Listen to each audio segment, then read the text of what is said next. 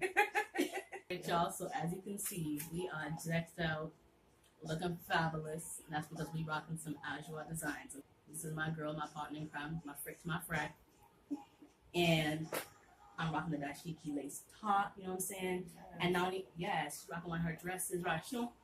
And as you can see, this fabulous little turban head wrap was also made by her. Boops, how you doing? She made me my own too. Thank you, girl. Like a little gift every once in a while, you know what I'm saying?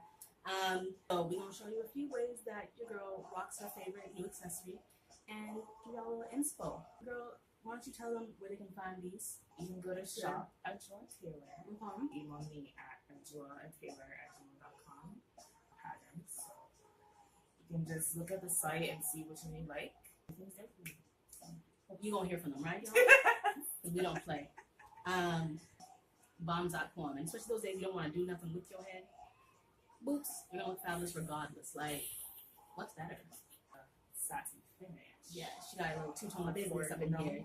Got a little design, got a little hair. You know what I mean? Some edges sometimes, and we ain't got time for all that. So I love mine. I would probably get many more. And this is what we do. So let's show them, girl, how we do this. And let's get it popping.